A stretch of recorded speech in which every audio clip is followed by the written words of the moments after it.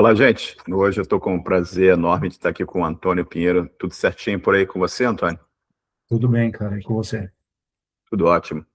E, Antônio, obrigado aí por você tirar um pouco da sua tarde de sábado em São Paulo para conversar aqui comigo. Muito obrigado pelo teu tempo aí. Estou à disposição, cara. E, Antônio, o que você faz hoje? O que é o teu cargo hoje em dia? Eu sou analista de sistema sênior na empresa Genial Investimentos, né? É um banco de investimentos e vai fazer 2 anos que eu estou nessa empresa. Bacana, bacana demais. E é em São Paulo mesmo? Sim, sim, é na região metropolitana ali, né? Legal. E, Antônio, voltando aqui no passado, né, como é que tecnologia e computação apareceram na sua vida? Bom, foi em meados dos anos 90, né? Eu tenho uma irmã mais velha e ela, para a questão de estudo, ela ganhou um computador naquela época da abertura do mercado, né, para componentes eletrônicos. Ela ganhou um computador e eu ficava naquela disputa com ela de poder usar ou não, né? Então, acabei me envolvendo nessa área a partir desse ponto aí, da curiosidade, né, de querer mexer o quanto antes, ou até mais do que minha irmã mais velha, né? Então, a rivalidade entre irmãos me trouxe até aqui. Bacana. E você, nessa época, você começou a ter alguma exposição para programação ou ainda não? Era Não, não, joguinho, não. joguinho, coisas assim? Era uso bem recreativo mesmo, tá? Então, Certo, nem sabia o que era programação na época, né? certo. E como é que foi assim que você evoluiu nesse uso de computador até pintar essa coisa de programação? É algo que é isso aqui? Que é esse negócio aqui que está escrito na tela aqui? Isso foi através de ensino básico, ensino médio, ou faculdade, ou algum curso que você fez? Como é que foi isso? Na verdade, foi assim, eu comecei mais, eu sempre gostei muito de trabalhos manuais, né? Então, Certo, acabei, nos anos 90, o sonho de todo adolescente era entrar no Senai, né? certo. E eu entrei no Senai para fazer um curso de montagem e manutenção de computadores. Na época existia, né, muito. Aí eu fiz o curso, aí fui me envolvendo, e aí, aonde eu fazia o curso, tinha uma sala ao lado que tinha um pessoal mexendo nos códigos ali, e eu ficava olhando, e o que esse pessoal está fazendo, né? E aí comecei a perguntar para os instrutores lá, os coordenadores do curso, o que era aquilo e se eu poderia fazer, né? Então, na época, tinha muito aluno para pouca vaga, né? Então, eu entrei numa fila de espera e eu não consegui fazer a, o que eu queria no Senai. Então, eu tive que, alguns anos depois, pagar um curso por fora, e aí foi onde eu tive o contato com a programação. Então, na época, a gente aprendia entidade de relacionamento usando o Access. Uhum. Então, Microsoft Access, né? isso. É. Muita gente é, teve uma introdução a computadores no Brasil para o Microsoft Access, né? E é bacana essa exposição inicial aí que você teve no Senai e a curiosidade que você teve de olhar a outra sala do lado assim, ver o que essas pessoas estão fazendo assim. Eu acho sempre incrível como essas coisas vão acontecendo na vida das pessoas e isso acaba abrindo assim uma trajetória enorme. E como é que foi isso? Você cursou aí, aprendeu um pouco de programação, aprendeu Access. Como é que foi assim a chegada até o teu primeiro emprego na área? Você foi fazer faculdade primeiro ou você foi direto para o emprego? Como é que foi essa fase Não, da vida? Conta pra gente. na verdade, assim, eu precisava trabalhar, né? Eu comecei a trabalhar Hum, aos 14 anos e certo, trabalhei em diversas coisas. Trabalhei de vendedor de loja, em gráfica, até certo. que eu comecei a trabalhar na indústria metalúrgica. Uhum, E ali eu consegui o dinheiro que eu precisava para me instruir, né? Então, foi uhum, dali que eu paguei o curso de programação. certo. Era um curso técnico, né, de informática. Então, eram 3 semestres. Aí, primeiro era a parte de lógica, banco de dados, depois tinha a questão de introdução à programação, né, e o último era mais essa parte administrativa da profissão. E acabando o curso, eu trabalhando como metalúrgico, eu resolvi cursar a faculdade, né? Que aí eu fiz sistemas de informação. Certo. E isso a gente já está falando de 2003 por aí, quando eu entrei na faculdade. E aí chegou um momento que eu estava indo bem na indústria, onde eu trabalhava, mas tinha aquela paixão pela programação, né? Gostei do contato, e aí eu tomei a decisão de pedir demissão no emprego e procurar um estágio, né? Certo. Isso aí já era por volta de 2008. Foi aonde eu consegui um estágio numa empresa de transporte, né? Ela tinha já era uma empresa bem conceituada no ramo de transporte, aí eu consegui o estágio e fiquei lá estagiando por 15 anos, né? Eu brinco que eu fiquei 15 anos estagiando lá. Que eu saí, no dia que eu saí da empresa, eu estava com a mesma vontade que eu estava quando eu entrei. Então, eu brinco que eu estagiei por 15 anos lá. E lá a programação era em Delphi, né? A Certo. ferramenta então, eu passei muitos anos aí trabalhando com Delphi e nos últimos anos da empresa lá que eu acabei participando de projetos de migração para C Sharp, né? E aí, Perfeito. E você, como é que foi assim o impacto de entrar nesse estágio, começar a ter a exposição ao Delphi, começar a criar os primeiros programas e ver que você escrevia alguma coisa e aquilo gerava um resultado e pessoas que estavam usando o programa que você estava criando? Como é que foi essa experiência para você? de começo, eu não tinha meio essa noção de que um usuário poderia ser impactado por aquilo, né? Uhum. Eu lembro de um episódio que eu tive que ir no cliente, porque estava acontecendo um problema lá, não lembro muito bem o que era, mas eu tive que ir no cliente com o meu Certo. coordenador. E quando a gente entrou na empresa, devia ter mais ou menos umas 100 pessoas, assim, cada um no seu computador, e todo mundo estava com a tela de erro, que era um erro ocasionado por uma rotina que eu tinha mexido. E aí, quando eu entrei e vi todo mundo, assim, com aquela tela de erro, aquilo me impactou muito, né? Então, aquilo eu falei, nossa, tomei um susto na hora, né? Tanto que isso aí moldou muito a forma de eu programar depois, né? Certo. Uhum. Então, assim, tudo que eu faço agora eu lembro dessa história, sabe? De entrar numa sala e ter um monte de gente parada com um erro que foi ocasionado por uma implementação minha, né? Certo. E você passou a testar mais rigorosamente? O que você passou a fazer depois que você percebeu esse problema e o potencial impacto negativo do que você criava? Não só testar aquilo que você implementa, né? Na verdade, você se envolver mais com o todo, né? Então, Uhum. quando a gente começa, a gente acaba fazendo meio que Isolado, né? fica pensando muito naquilo que tem que ser entregue e não no contexto geral, né? Então, Perfeito.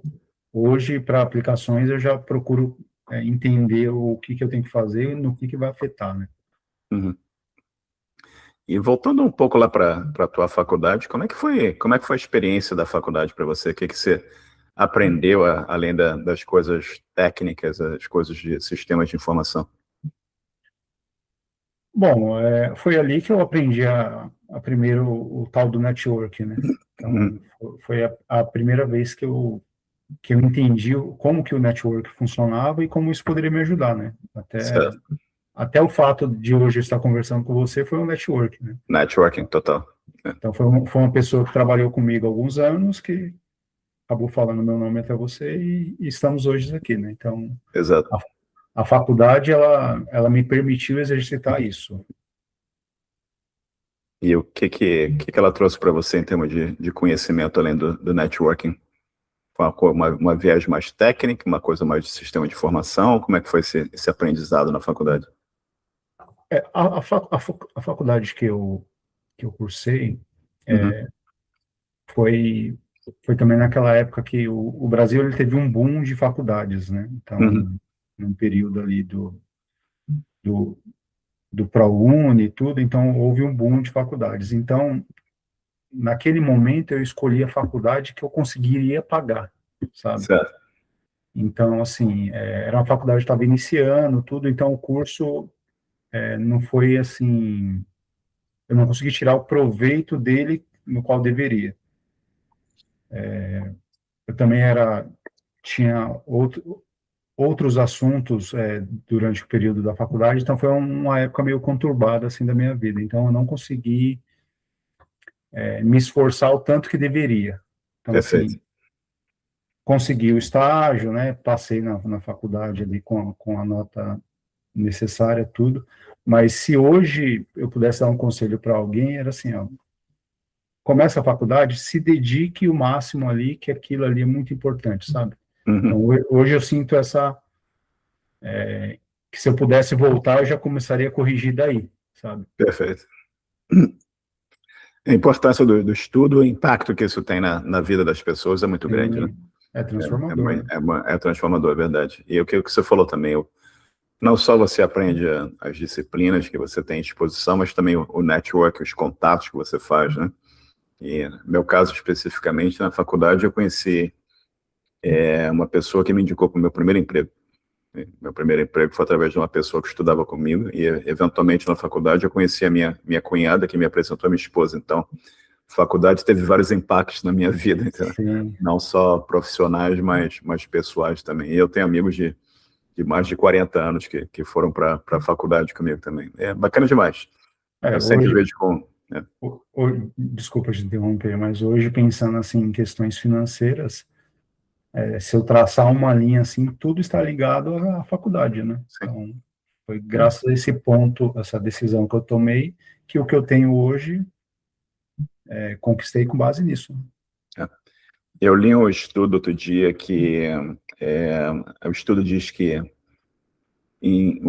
as pessoas que têm faculdade em geral, o impacto salarial, o impacto financeiro, elas ganham pelo menos duas vezes mais do que as pessoas que não fizeram faculdade. E sempre me preocupa quando os mais jovens falam, não precisa de faculdade não, faça um curso aqui, tá tudo bem. Então não é muito por aí, entendeu? Acho que tem um potencial enorme e abre oportunidades na sua vida, não só para a Sim, carreira comercial, mas uma carreira acadêmica também, para outras oportunidades que você tem pela vida, né? Eu lembro também quando eu mudei para o Canadá que a pontuação, o sistema de pontuação aqui contava o teu nível de educação. Se você tinha faculdade, se você tinha mestrado, tudo isso conta naquela competição que é o processo imigratório, né? Mas voltando aqui um pouco para o Delphi, para eventual migração para C Sharp, como é que foi isso? Conta um pouquinho para a gente sobre essa coisa de alguém algum dia chegou assim, olha, Delphi, vamos começar a migrar isso aqui para C Sharp. Você lembra dessa época? Você lembra o que lembro, motivou essa transformação? lembro. Foi a primeira vez que eu vi que o impacto das coisas não planejadas pode influenciar, assim, o futuro de uma empresa, né? Certo. Quando eu fiz a entrevista, a pessoa que me entrevistou, ela mencionou que a empresa estava num processo de migração Uhum. e que eu, né, ajudaria, né, nesse processo. 14 anos depois, esse Uhum. processo não tinha terminado ainda, né? Então, 14 anos depois. 14 anos depois. Eu saí prestes a completar 15 anos da empresa. Certo. Então, no meio do caminho, a empresa decidiu atualizar a versão do Delphi e o processo de migração para o C Sharp acabou ficando em segundo plano e aí eu acabei ajudando também nesse projeto aí. Foi um grande desafio também. Até, até foi uma das coisas que me motivou a ficar um pouco mais de tempo lá para concluir esse projeto, né? Então, assim Certo. que terminou o projeto, eu peguei minhas malas e fui embora, né? Uhum.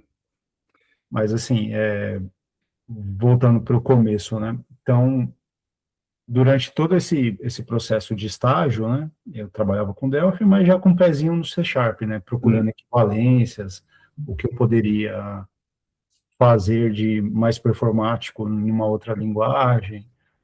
E daí ficou a curiosidade, né? Então, hoje eu trabalho na Genial Investimentos com C Sharp. Então, foi graças a esse exercício que eu fui executando lá atrás, né? Certo.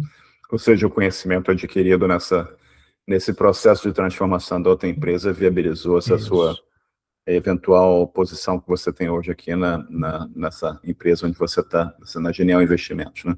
Isso. Bacana, bacana demais. E conta pra gente como é que foi você falou que foi 14 anos na mesma empresa, acho que era Praxio Tecnologia, não é isso? Exato, exato. E, Quando e, eu entrei, era um outro nome, né? Era BGM Rodotec, aí a empresa foi comprada, uhum. chegou até o nome Praxis. E como é que foi a tua evolução até o dia que você falou assim, bom, tá na hora de sair aqui e terminar esse relacionamento e você foi evoluindo até você eventualmente chegar onde você está hoje. Conta pra gente um pouco essa fase da vida, como é que foi para você? Tá. Bom, eu adorava trabalhar lá, cara. Era assim, Hum, era um ambiente muito legal, era um excelente laboratório, né? certo, Porque era um sistema ali, era um monolito modular ali que tinha somando mais de 22 milhões de linhas, né? Então tinha todo tipo de problema para você resolver, né? Então nunca era um dia monótono, né? Sempre tinha uma encrenca para você trabalhar, né? E eu comecei fazendo coisas muito específicas ali para a parte fiscal e financeira, né? Então, certo, até que eu fui adquirindo um conhecimento bom do todo ali do sistema, e aí eu fui sendo meio que levado a trabalhar com a parte de arquitetura do sistema, né? Definição de padrões, em algum momento ali também colaborei com o conhecimento dos mais jovens e até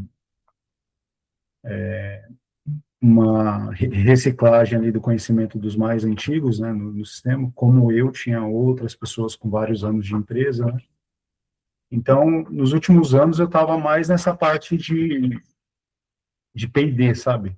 Mais voltado ali para o pesquisa processo e de... desenvolvimento, né? Exato, exato. Uhum, Não tinha muito esse nome, né? O nome da equipe era Retrofit na época, se certo, chamava. Então, era bem aquela coisa mesmo de modernizar um prédio antigo, sabe? claro, claro, uhum, Então, a minha evolução na empresa foi baseada nisso daí, cara. uhum, Foi conhecimento do sistema e coragem para mexer em código antigo, né? certo. E como é que foi a saída e essa experiência de ir para outros lugares e eventualmente chegar na Genial Investimento, onde você está? Alguns amigos que trabalhavam comigo nessa mesma empresa, eles foram trabalhar de PJ, né? Para Certo. uma financeira Uhum, caruana. E aí eles saíram, assim, na semana que saíram, não, vem trabalhar comigo, e eu naquela tentação, né? Ah, é o momento, não é? É o momento, não é? E minha esposa estava grávida do nosso segundo filho, né? certo, E aí chegou uma hora que esse meu amigo o Caio, ele pegou e falou, ó, tem uma vaga aqui, é seu perfil, eu quero muito voltar a trabalhar com você e só estou esperando sua decisão. Eu conversei com a minha esposa, né? Falamos, então a hora de arriscar é agora, né? Eu tinha, uhum, na época, 30 e poucos anos, né? Então, vou arriscar. Então, pedi demissão, abri a empresa e trabalhei lá por 1 ano e 8 meses. certo, E nesse período eu já estava sendo assediado por um outro amigo que trabalhava na Genial Investimentos. Né? certo, Ele tinha virado tech lead lá, ele falou, quero trabalhar com você, vem para cá, vem para cá. E até que chegou uma proposta boa e aí eu saí do CLT pro PJ e do PJ pro CLT, sabe? certo. Então eu passei por essas fases aí. Bacana demais.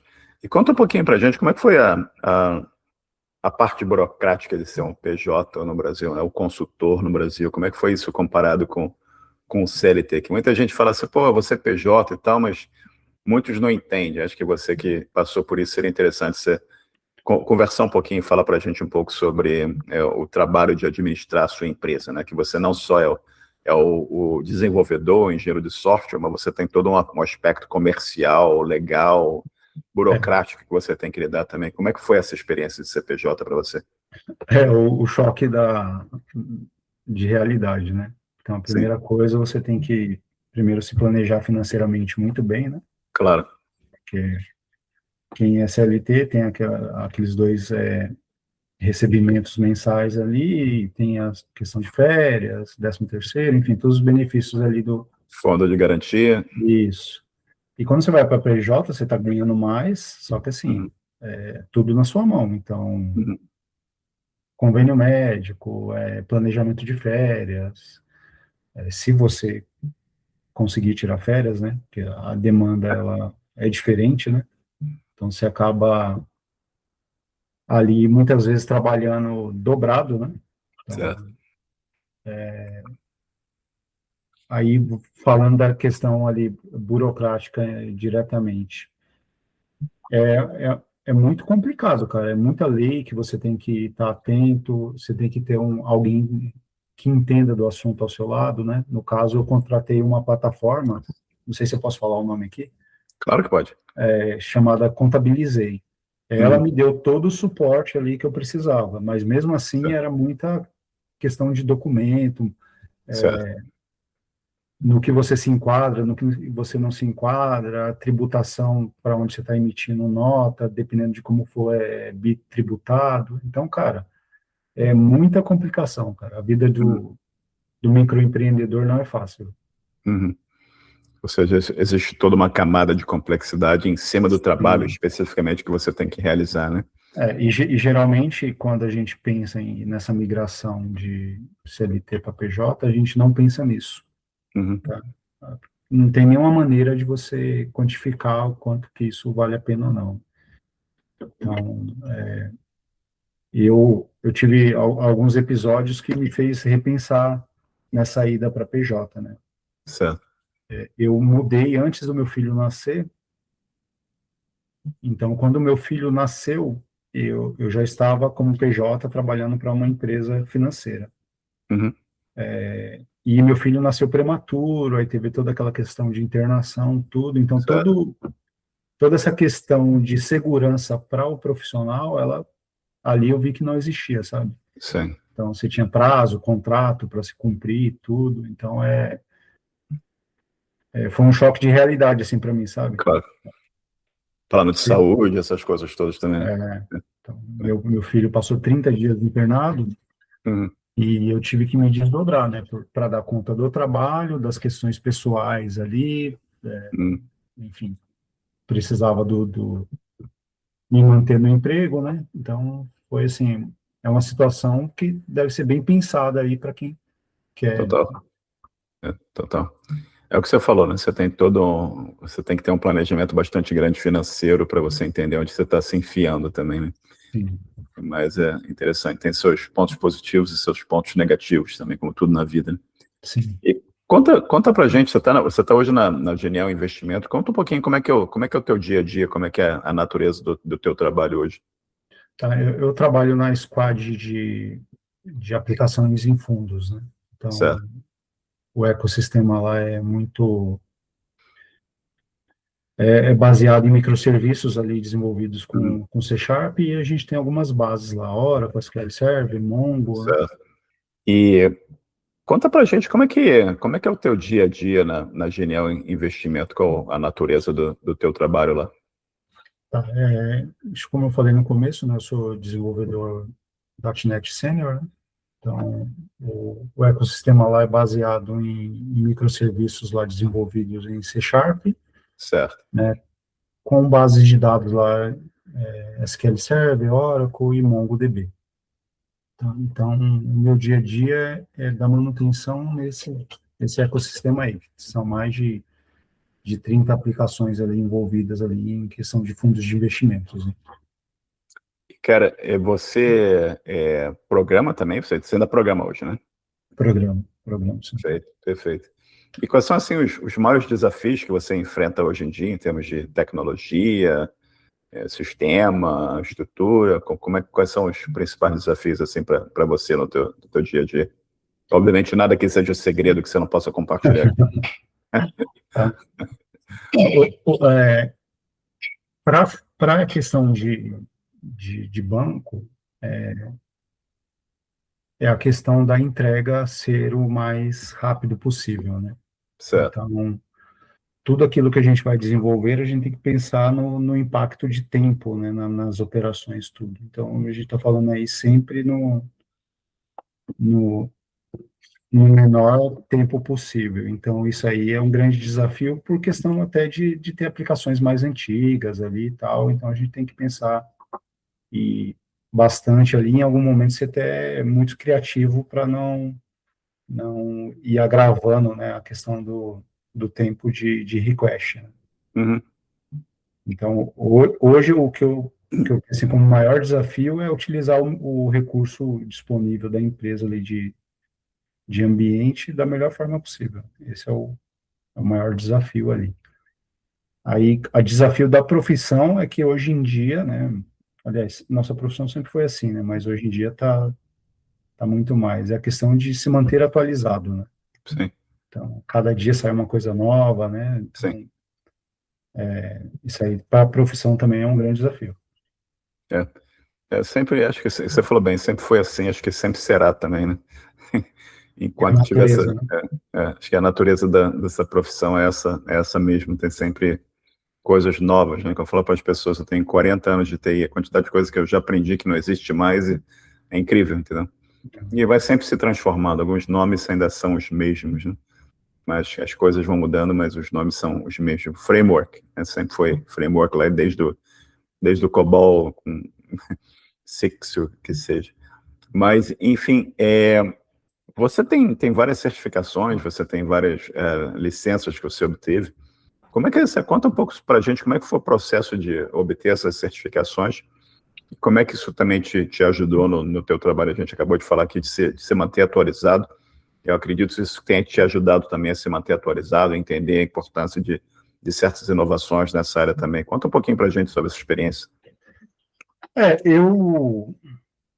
Eu sempre fiquei incomodado em fazer uma coisa só, né? Certo. Eu sempre me senti preso ali. Então, na época que eu trabalhava com Delphi, eu ficava curioso com um cara que estava ao meu lado que ele estava trabalhando com front. Ou eu estava curioso com DBA que mexia só com DBA. Então, eu sempre quis nadar por várias águas, sabe?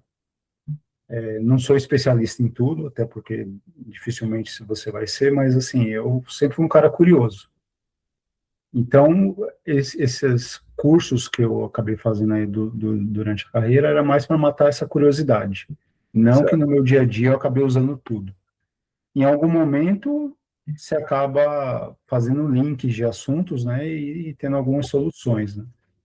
Mas na minha profissão ajudou muito, né, a questão da curiosidade pelo C Sharp e algumas plataformas ali que mostravam exemplos práticos de sistemas de grande porte, né, desenvolvidos. Perfeito. Então, esses exemplos me ajudaram bastante, sabe? Isso é bacana demais. E o que você falou, né? As coisas estão sempre evoluindo, então você está sempre estudando, sempre se adaptando a novas realidades, novas ferramentas, novas metodologias e coisas do gênero, né? E por falar nisso, hoje a gente está aí com a AI, né? Trazendo uma evolução, uma revolução e formas diferentes de se trabalhar também. Como é que está sendo o impacto da AI? Como é que você está usando a AI? Como é que você vê o uso da AI impactando a vida dos usuários finais e dos profissionais em geral? Tá. Eu vou começar por uma história um pouquinho triste, mas o contexto vai ser interessante. Perfeito.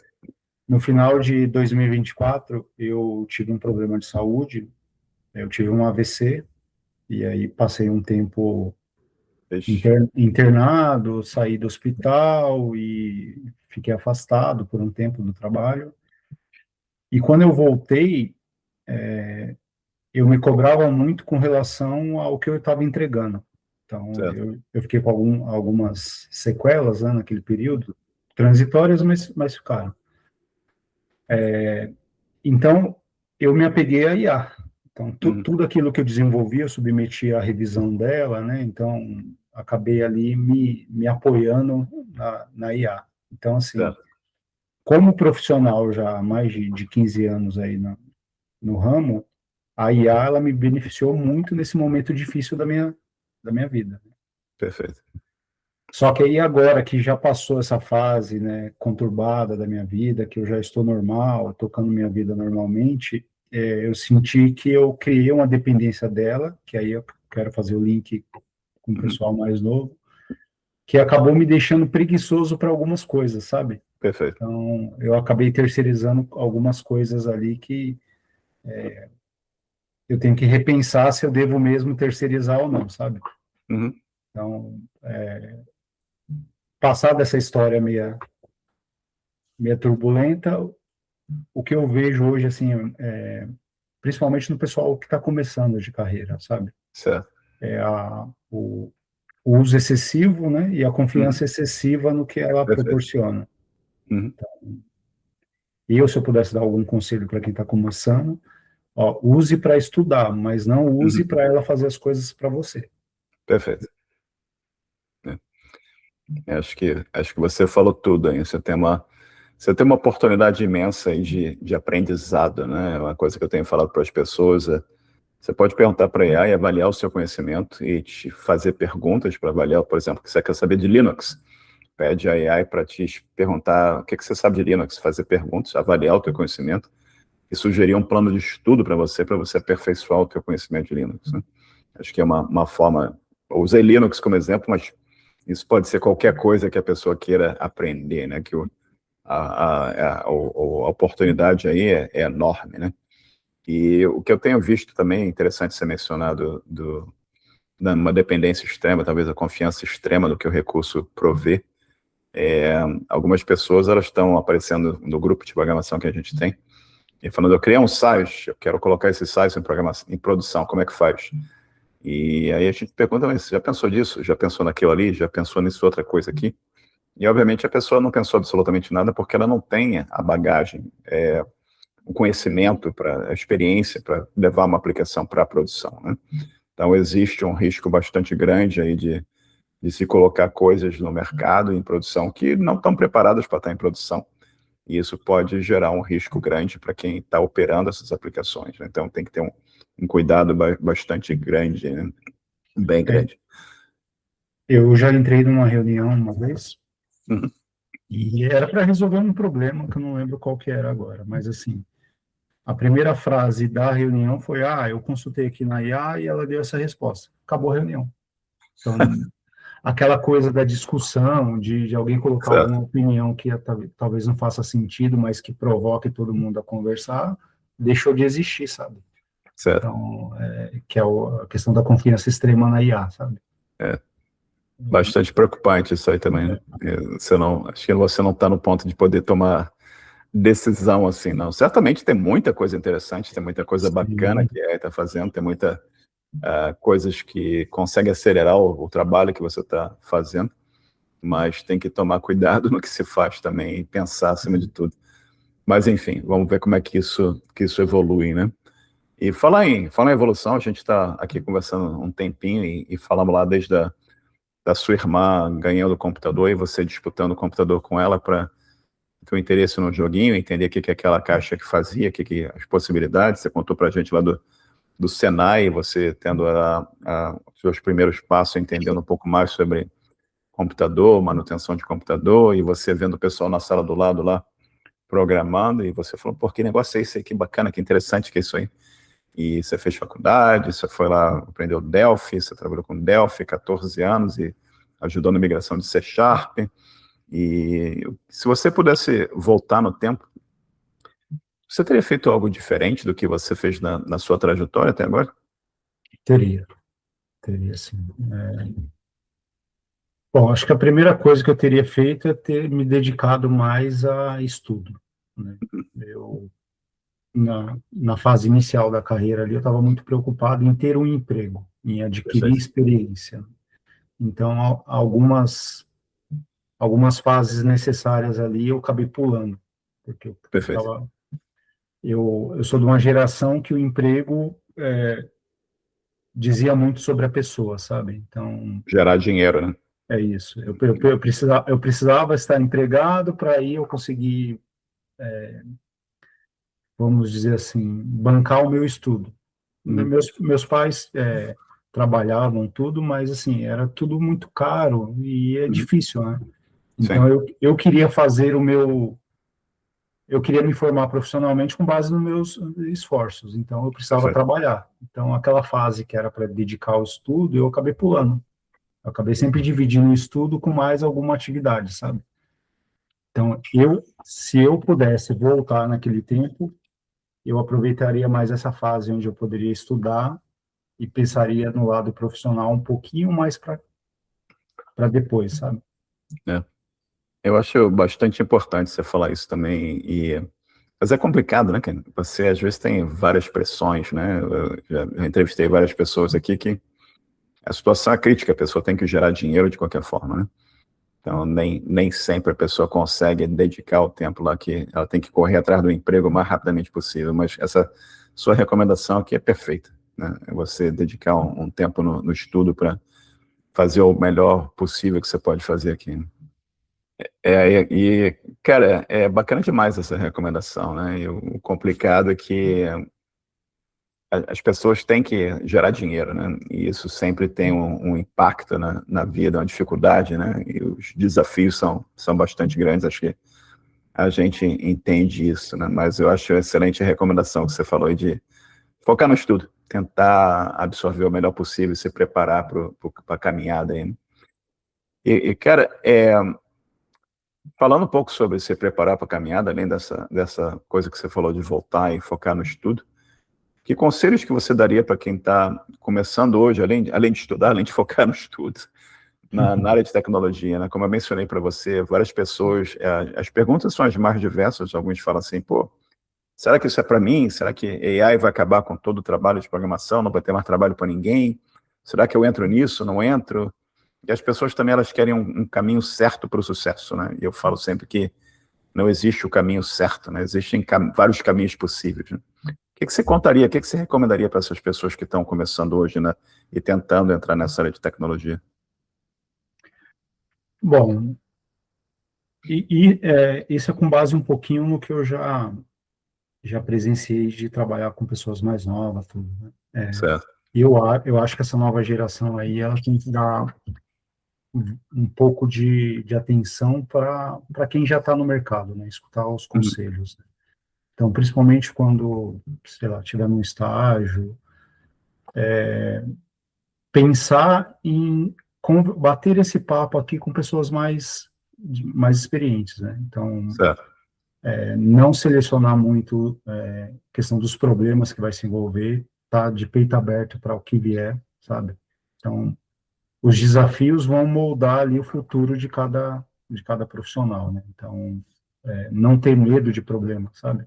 O problema, você está ali para solucionar, né? Afinal Uhum. das contas, nós decidimos resolver problemas, né? Então, Certo.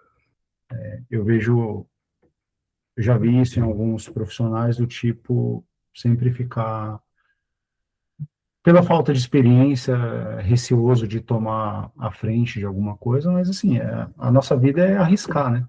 Sim. Então, se arrisque ali, escute as pessoas que têm mais experiência, tente aprender com elas o máximo possível, porque amanhã a, a idade chega e você que vai estar ensinando, né? Então, Sim, tem total. que a nossa não existe um caminho reto para o sucesso, né? Então, que você vai aproveitar do caminho é que vai te moldar lá na frente, né?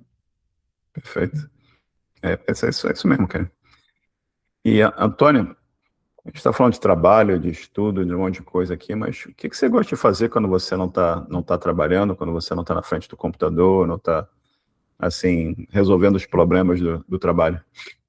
Tá? Bom, eu sou pai de duas crianças, né? Eu tenho um casal, então geralmente quando eu estou trabalhando tem muitas atividades aí familiares, mas assim, eu gosto muito de esportes, né? Então eu pratico jiu-jitsu já há mais de 13 anos, Bacana. então eu sou faixa preta atualmente, né? Então, Legal, cara.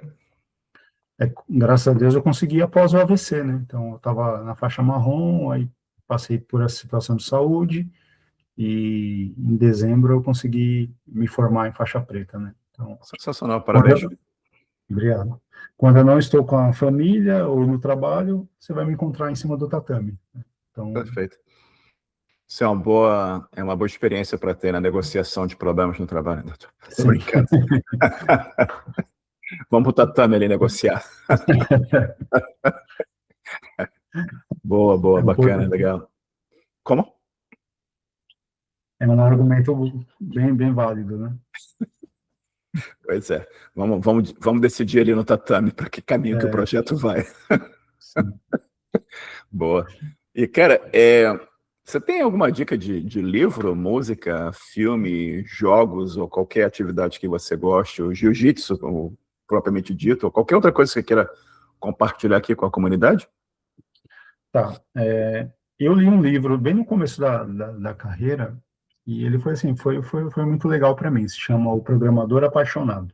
Certo, Tá? É um livro ali, não é muito grande, não é muito denso, mas assim, fala muito sobre a dedicação que você tem que ter na carreira, né? Então, perfeito. e para mim surte um efeito. Então, assim, de recomendação, eu recomendaria esse livro.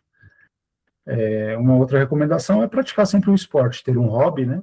Então, ter um hobby para aqueles momentos mais difíceis ali, você ter um ponto de fuga, né? Perfeito. Na nossa profissão é importante ter um ponto de fuga. Com certeza. Importante ter esse ponto de fuga mesmo. Você falou bastante sério. É importante ter essa válvula de escape, né? Você tem essa coisa Sim, para você dar uma relaxada e não dar o pontapé na mesa, não jogar o monitor no chão. Nada, nada extremo assim, né? Que seria complexo isso. Okay? E, Antônio, a gente está conversando aqui há quase uma hora. Tem alguma pergunta que eu não fiz que você gostaria que eu tivesse feito? bom, a pergunta que poderia ser feita é assim, se hoje, eu olhando para trás, se valeu a pena, né? Se a caminhada valeu a pena. A minha resposta seria sim. E, né, então, olhando para trás com os meus erros, com meus acertos, valeu a pena? Para mim, valeu. Perfeito. Que bom, cara. Isso é uma realização boa, né? Você olhar para trás e você falar assim, apesar desses percalços, essas dificuldades, o balanço é positivo, né? As coisas valeram a pena, Sim, valeram a pena. Então, você gerou um impacto positivo para você, para sua família, para pessoas, para a empresa onde você trabalhou, pessoas que colaboraram com você, pessoas com as quais você colaborou também. Então, você chegar na conclusão que o balanço aí foi positivo é uma realização grande na vida, né? A vida é sim. complexa, né? E você ter essa percepção desse impacto positivo é uma coisa bastante boa. E, Antônio, para quem quiser manter contato com você, ou olhar blog, ou o que seja, tem alguma coisa aqui, LinkedIn, alguma coisa que você queira compartilhar em termos de, não sei, qualquer coisa que você queira compartilhar, fique à vontade, por favor, para compartilhar. Seu site do Jiu-Jitsu, sei lá. Apesar de trabalhar com tecnologia, eu sou meio avesso a redes sociais, né? Eu tenho uma Perfeito, rede profissional, que é o LinkedIn, né? Mas eu não sou muito de Facebook, Instagram, essas outras plataformas. Então, quem quiser entrar em contato aí, eu estou no LinkedIn ali. Tá? perfeito. E, Antônio, prazer enorme. Obrigado aí por você tirar um pouco da sua tarde de sábado aí no Brasil para a gente conversar. E fica mais 2 minutos comigo aqui, que eu vou conversar um pouquinho com você offline aqui. Tá Muito certo, obrigado pelo teu tempo, hein? tá certo. Só para registrar, nós não somos parentes, né? Então, registrar. Não sei, cara, não sei. Eu pesquiso a história da família e eu sei que todo mundo é parente. Se a gente percorrer a linha do tempo, eventualmente a gente chega num ponto em comum. Mas, realmente, a coincidência do Pinheiro aí no nome é bem interessante. Aqui no Canadá, raramente você encontra uma pessoa com o sobrenome Pinheiro, né? E às vezes alguém me pergunta, vocês no trabalho tem umas pessoas com o mesmo sobrenome, vocês são parentes? Não, mas é bem interessante isso mesmo. Prazer enorme, Antônio, tudo de bom, Então, prazer sucesso. foi meu. Obrigado, hein?